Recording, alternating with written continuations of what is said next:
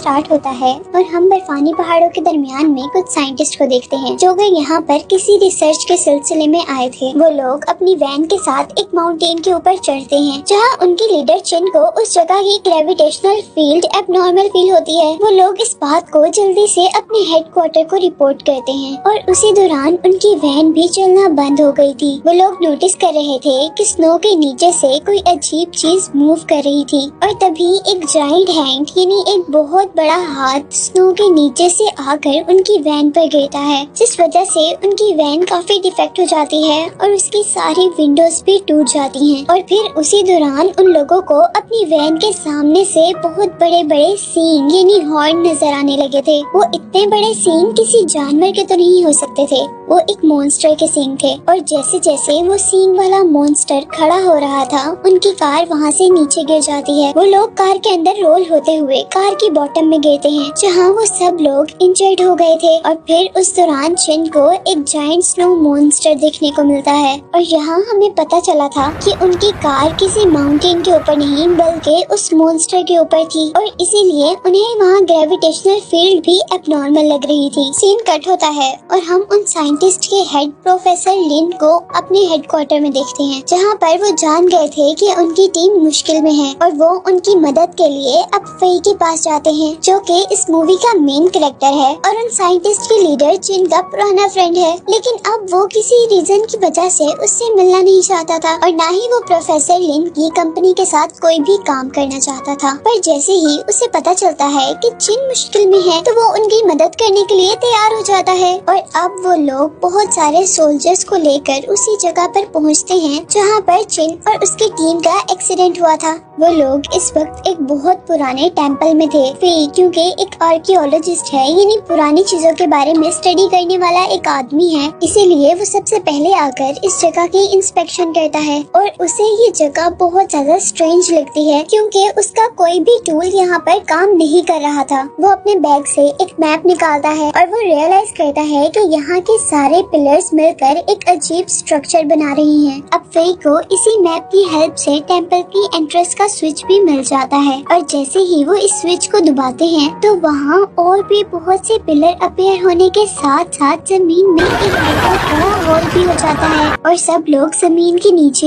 एक मिस्टीरियस जगह में गिरते हैं। लकीली कोई भी इंजर्ड नहीं होता, लेकिन नीचे गिरने की वजह से उनका हेडक्वार्टर से कांटेक्ट खत्म हो जाता है। अब हम देखते हैं कि वो लोग यहाँ से निकलने का रास्ता ढूंढ रहे थे, जिस दौरान उनको वहाँ पर बहुत से स्केलेटन नजर आते हैं जो कि फेई के अकॉर्डिंग हजारों साल पुराने थे। और अब करीब जाने पर उनको पता चलता है कि ये सोल्जर्स के स्केलेटन हैं, जिनके सर के पीछे बहुत बड़े बड़े सुराख हुए हुए थे और इस बात पर वो लोग हैरान थे कि ऐसा कैसे हो सकता है। वो लोग जैसे जैसे केव में आगे बढ़ते हैं तो अचानक उनका एक साथी जमीन पर गिर जाता है और देखने पर उन्हें अपने साथी के सर पर भी बिल्कुल वैसा ही होल नजर आता है जैसा उन स्केलेटन्स पर था। पीछे देखने पर उन्हें वहाँ पर एक बर्ड नजर आया था और कुछ सेकंड में ही ऐसे से बहुत से बर्ड्स ने उन सब पर अटैक कर दिया था। वो लोग अपने डिफेंस में वहाँ पर फायर कर रहे थे, लेकिन वो बर्ड्स बहुत ज्यादा थे जिनको फायर से मारना आसान नहीं था। सभी लोगों की बुलेट्स खत्म हो गई थी और वो जैसे ही अपनी गन्स को रीलोड कर रहे थे तो हम देखते हैं कि सिर्फ एक सोल्जर उन बर्ड से शाउट करते हुए लड़ रहा था और बाकी सब खामोश थे और यहाँ सारे के सारे बर्ड सिर्फ उसी सोल्जर के इर्द गिर्द थे। और यहाँ फेंग नोटिस करता है कि असल में वो बर्ड्स देख नहीं सकते और वो हमें सिर्फ आवाज से ही फॉलो कर रहे हैं। और फेई के ये सोचते सोचते वो सारे बर्ड उस शाउट करने वाले सोल्जर को हवा में उठा लेते हैं और फेई अब जल्दी से सबको खामोश होने को कहता है और जैसे ही सब खामोश हो जाते हैं तो वो बर्ड्स भी वहाँ से चले जाते हैं। वो लोग अब जल्द अज जल्द वहाँ से निकलने की कोशिश कर रहे थे कि तभी फेई के फ्रेंड काई के फोन पर बेल होती है, जिसकी वजह से बहुत से बर्ड्स अब उनके पीछे आ गए थे और उन्हें वहाँ पर फौरन से भागना पड़ा था। सब लोग बाहर की तरफ भाग जाते हैं और फेई अपनी पॉकेट से एक ग्रेनेड निकालते हुए उस केव के अंदर फेंकता है और खुद वहाँ से बाहर जंप कर देता है, जिसकी वजह से वहाँ अंदर सारे बर्ड्स मर जाते हैं। उस केव से बाहर आने पर वो स्नो में एक बहुत बड़ा ऑब्जेक्ट देखते हैं, जैसे वो ऑब्जेक्ट मून हो, जिसे देखकर प्रोफेसर लिन सोच रहे थे कि ये जरूर यहाँ की एबनॉर्मल ग्रेविटेशनल फील्ड का नतीजा होगा। अब प्रोफेसर लिन ये सारी चीजें छोड़कर अपनी टीम को ढूंढना शुरू करते हैं और यहीं पर अब फेई को स्नो के नीचे एक कार की हेडलाइट्स नजर आती हैं और वो इमेजिन करता है कि शायद कार यहीं पर क्रैश हुई होगी। और साथ ही दूसरी तरफ एक और आदमी को वहाँ पर एक कैमरा मिला था, जिस कैमरे से ये बात तो कंफर्म हो गई थी कि उनकी कार यहीं पर क्रैश हुई थी। और साथ ही उस कैमरे की फुटेज से उन्हें इस चीज का भी पता चल गया था कि चिन अभी भी जिंदा है। अब इससे पहले कि वो लोग ये सोचते कि उन्हें आगे क्या करना है, एक सोल्जर को अपने करीब स्नो में कुछ मूवमेंट फील होती है, जहाँ से कुछ ही सेकंड में एक बहुत बड़ी शार्क निकली थी, जिसने उड़ते हुए एक ही वार में पूरे के पूरे आदमी को अपने अंदर निगल लिया था। अब यहाँ पर सारे लोग उस शार्क को शूट करना शुरू कर देते हैं,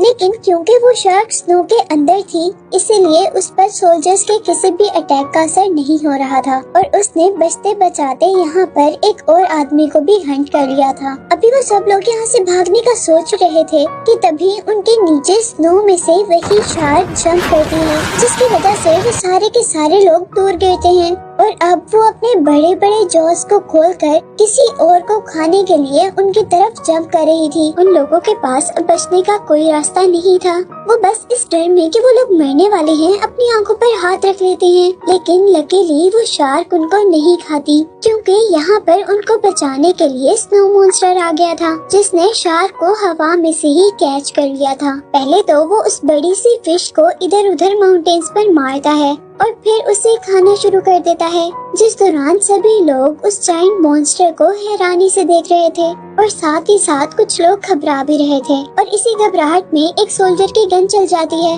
जिसके रिजल्ट में उसका एक हॉर्न टूट जाता है। अपने हॉर्न के टूटने से अब मॉन्स्टर बहुत ज्यादा गुस्से में आ गया था और अब वो उन लोगों को नुकसान पहुंचाने के लिए आगे बढ़ रहा था, जिस पर सोल्जर्स अपना डिफेंड करते हुए उस पर अटैक कर रहे थे, जिसका उस पर कोई भी असर नहीं हो रहा था। और अब वो मॉन्स्टर गुस्से में अपने दोनों हाथों का पंच बनाते हुए माउंटेन पर मारता है, जिसकी वजह से वहाँ पर खड़े हुए सारे लोग एक ही झटके में पीछे गिरते हैं। अब सोल्जर्स उठकर उस पर रॉकेट लॉन्चर से अटैक करते हैं, जिससे वो मॉन्स्टर तो बच जाता है और लॉन्चर के बर्फ पर गिरने से वहाँ ऐसा लग रहा था कि जैसे बर्फ का तूफान आ गया हो। सभी लोग अफरा तफरी में वहाँ से भागना शुरू कर रहे थे, लेकिन गलती से फेई की फ्रेंड काई का वहाँ पर पाँव स्लिप हो जाता है और वो वहीं पर अब गिर गया था, जिसे बचाने के लिए वहाँ पर फेई और एक सोल्जर आते हैं। पर इतने में बहुत देर हो गई थी, क्योंकि वो तीनों के तीनों बर्फ की लपेट में आ गए थे, जिसकी वजह से वो लोग वहीं पर बेहोश हो गए थे। अब जैसे ही उनको होश आता है तो वो रियलाइज करते हैं कि कुछ लोगों ने उन्हें कैद किया हुआ है। ये शायद उसी एरिया में रहने वाले लोग हैं, लेकिन उनके हुलिये से वो फेई को किसी कहानी के कैरेक्टर लग रहे थे। फेई फील करता है कि वो लोग उनके साथ काफी अजीब अजीब काम कर रहे हैं, जैसे वो उनके ऊपर कोई रिचुअल परफॉर्म कर रहे हों। और तभी उन गांव वालों का लीडर वहाँ पर आता है। वो लोग फेई और उनके साथियों के शूज उतार लेते हैं और उनके पाँव पर अब हल्का हल्का कट लगाना शुरू करते हैं। फेई को ये सब बहुत ज्यादा खतरा फील हो रहा था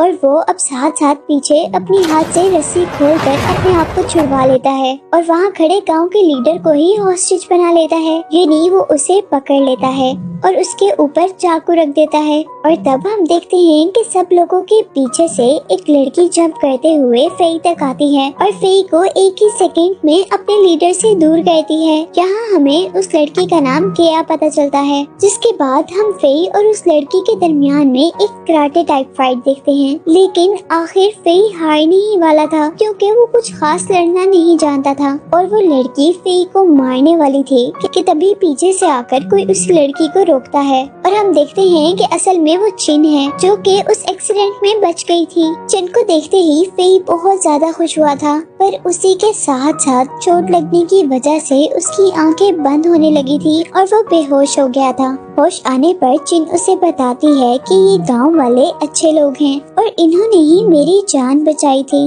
वो कहती है कि वो रिचुअल असल में वो लोग इसलिए कर रहे थे कि तुम लोग जल्दी ठीक हो जाओ।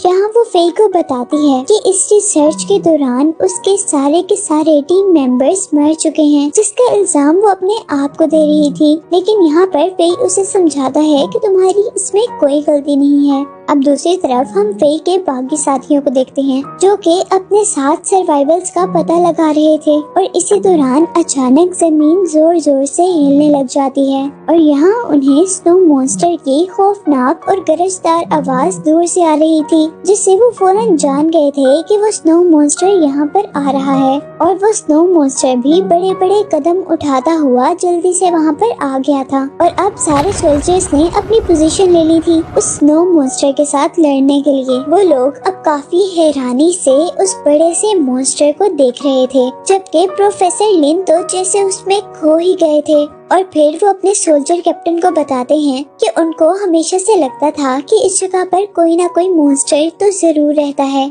और वो यहाँ पर भी उसी की तलाश में आए हैं, क्योंकि वो उसे पकड़ना चाहते हैं अपनी रिसर्च के लिए। और अपनी रिसर्च से वो एक ऐसी टेक्नोलॉजी बनाना चाहते थे जो ह्यूमंस की हिस्ट्री चेंज कर दे। और अब सोल्जर कैप्टन भी सिर्फ चंद पैसों के लिए उसका साथ देने के लिए तैयार हो जाता है। और दूसरी तरफ अब हम गाँव के लोगों को देखते हैं और हमें पता चलता है कि वो स्नो मॉन्स्टर को अपना गॉड मानते हैं और उसी की पूजा करते हैं। और इस वक्त भी वो एक तकरीब की तैयारी कर रहे हैं जहाँ पर वो स्नो मॉन्स्टर की पूजा करने के लिए उसे बुलाने वाले थे। यहाँ हम देखते हैं कि उनकी जो प्रीस्टेस है वो उन गांव वालों के लीडर की वाइफ है, यानी केया की मदर हैं, और उनके पास ही वो स्किल्स हैं जिसको यूज करते हुए वो स्नो मॉन्स्टर से बातें भी करती हैं। और अब हम देखते हैं कि यहाँ पर वो क्रिएचर भी आ गई थी, जिसके आने से वहाँ पर जमीन जोर जोर से हिलने लगी थी, जिसकी वजह से काई डर कर नीचे गिर गया था। और उसके डर को देखकर सभी लोग हंसने लगे थे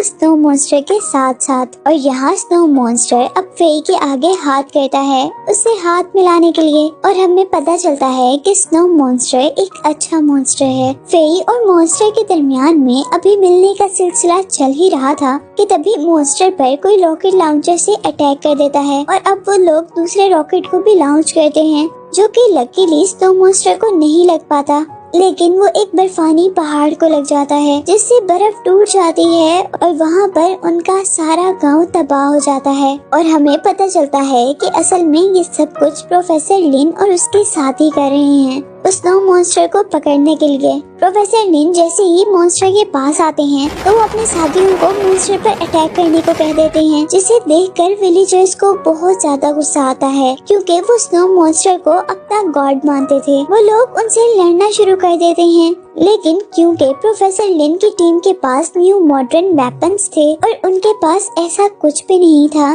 इसीलिए वो एक एक कर मर रहे थे। अब यहाँ हम केया को देखते हैं, जो कि अब कैप्टन से लड़ना शुरू हो गई थी। वो दोनों एक जैसी पावर रखते थे, इसीलिए उनके दरमियान में बहुत बुरी फाइट हो रही थी। यहीं पर वो स्नो मॉन्स्टर भी लिन के साथियों की गन शॉट से बहुत ज्यादा गुस्से में आ गया था, और वो उसके सारे साथियों को अब एक ही बार में वहाँ से दूर करने का फैसला करता है और जमीन पर ऐसे हाथ मारता है जैसे वो टेबल से कुछ गंद साफ कर रहा हो, जिससे वहाँ पर सारे इंसान गिरने लगते हैं। लेकिन जैसे ही उसका हाथ फेई और उसके फ्रेंड तक आता है तो अपना हाथ रोक देता है, क्योंकि वो फेई और उसके फ्रेंड को नहीं मारना चाहता था। यहीं पर हम देखते हैं कि लिन ने इस चांस को जाया नहीं होने दिया था, बल्कि मॉन्स्टर पर अब एक फायर कैनन से अटैक किया था, जिसके अंदर से निकलने वाली शॉक वेव ने अब सच में क्रिएचर पर बहुत असर किया था, और वो अब दर्द से गुर्रा रहा था। और इसी के साथ साथ वो स्नो मॉन्स्टर वहाँ पहाड़ी से गायब हो गया था,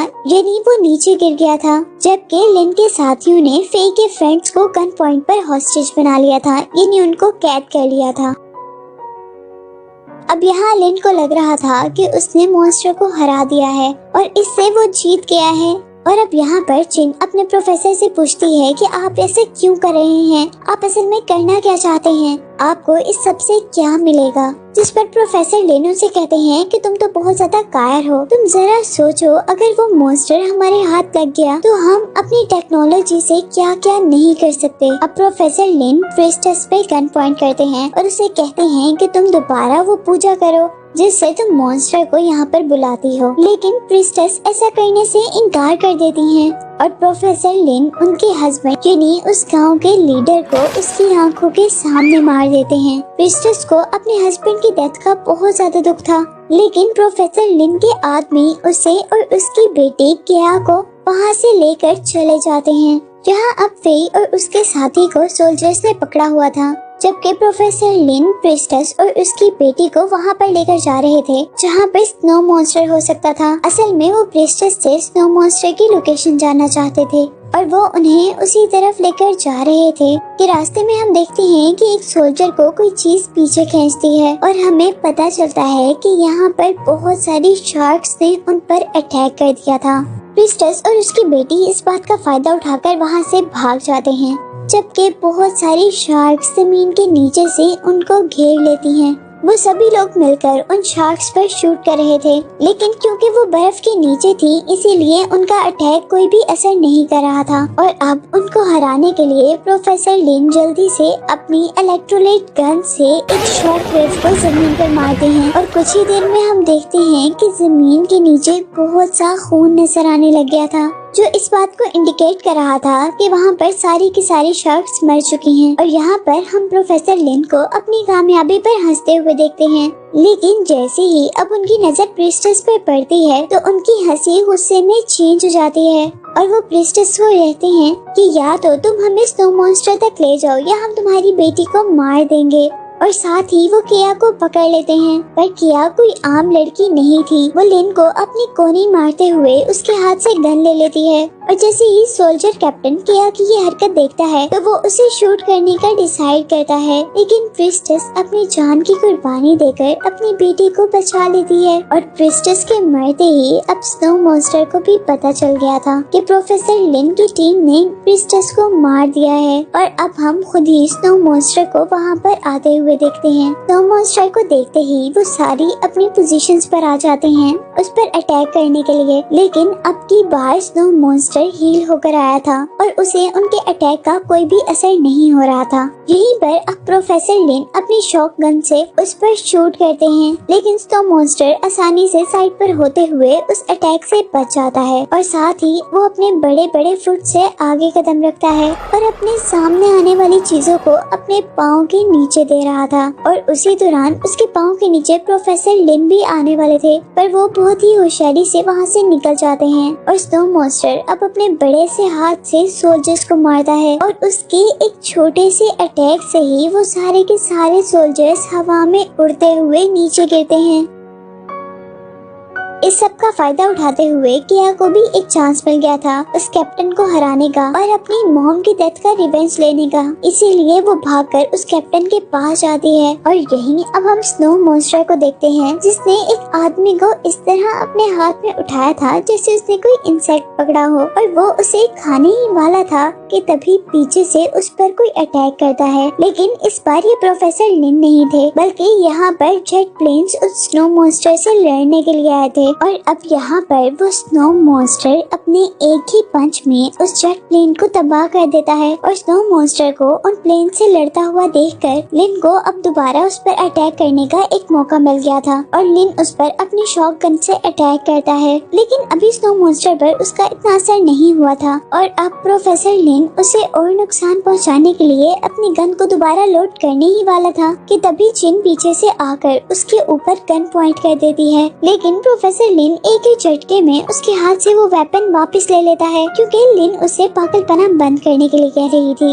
और अब जैसे जैसे लिन जिन के करीब आता जा रहा था, जिन एक एक कदम पीछे जा रही थी और इसी तरह अब वो पहाड़ से नीचे गिर जाती है, लेकिन अब उसे ज्यादा नीचे गिरने से फेई ने बचा लिया था। और अब यहाँ इससे पहले कि फेई भी नीचे गिर जाता है, काई आकर उन लोगों को बचाता है जिसमें उसे बहुत बुरी चोट लग जाती है। वो लोग जल्दी से ऊपर आते हैं और ऊपर आते ही फेई जल्दी से वहाँ से एक रॉकेट लॉन्चर उठाता है और उससे उस फाइटर प्लेन को तबाह कर देता है जो कि स्नो मॉन्स्टर को मारने के लिए आए थे। यहाँ हम देखते हैं कि किया और उस कैप्टन के दरमियान में अभी भी लड़ाई चल रही थी और यहाँ पर किया के ऊपर कैप्टन ओवर पावर हो गया था और उसने अपने अटैक से किया को वहाँ से दूर फेंका था। और अब इससे पहले कि वो किया को मार देता, यहाँ पर काई आता है और काई आकर उसे पंच करता है। उसके पंच का उससे ज्यादा फायदा तो नहीं होता, लेकिन कम से कम वो किया से डिस्ट्रैक्ट हो गया था और अब वो काई को एक बहुत बुरा पंच करता है, जिससे काई की पूरी बॉडी हिलने लगी थी। और इस दौरान किया को कैप्टन पर अटैक करने का चांस मिल गया था और आखिर उसने कैप्टन को मारकर अपनी फैमिली का रिवेंज ले ही लिया था। जहाँ हम देखते हैं कि फेई ने एक और फाइटर प्लेन को भी डिस्ट्रॉय कर दिया था और उसका क्रैश होकर गिरने वाला एक पीस प्रोफेसर लिन के ऊपर गिरा था, जिससे प्रोफेसर लिन बहुत ज्यादा इंजर्ड हो गए थे और साथ ही वो वहीं बर्फ में कैद भी हो गए थे। जहाँ हम स्नो मॉन्स्टर को देखते हैं, जो कि अब जंप कर एक और फाइटर प्लेन को क्रैश कर देता है और यहाँ इंजर्ड और पैरालाइज्ड होने के बावजूद प्रोफेसर लिन ने हार नहीं मानी थी और वो क्रिएचर को अब एक और बार शूट करता है। लेकिन उससे पहले कि उसका अटैक स्नो मॉन्स्टर तक पहुँचता, स्नो मॉन्स्टर अपने बड़े से हाथ से उसे क्रैश कर देता है। अब यहाँ पर स्नो मॉन्स्टर के सारे एनिमीज मर गए थे। वो जल्दी से उन लोगों की तरफ बढ़ता है जो कि उनके फ्रेंड थे, यानी फे, और उसके साथ ही वो क्रिएचर अपने फ्रेंड्स के लिए बुरा फील कर रहा था क्योंकि वो सब के सब जख्मी थे, लेकिन वो उनके लिए कुछ भी नहीं कर सकता था। और अब स्नो मॉन्स्टर उनको देखते देखते वापस चला जाता है, जबकि यहाँ पर हम देखते हैं कि फे और चिन भी अब यहाँ पर मिल गए थे। अब यहाँ पर वो तीनों बचने वाले वापस अपने शहर जाने वाले थे और वो जाने से पहले वहाँ के गाँव वालों को शुक्रिया करते हैं क्योंकि उन्होंने बहुत कुछ किया था, लेकिन जाते हुए वो खुश नहीं थे। उन गाँव वालों ने उनकी वजह से बहुत से सेक्रीफाइस किए थे और यहाँ तक के किया के पेरेंट्स भी मर चुके थे, लेकिन फिर भी वो दोनों टीम्स आपस में एक दूसरे की काइंडनेस के लिए एक दूसरे के लिए थैंकफुल थी। और ये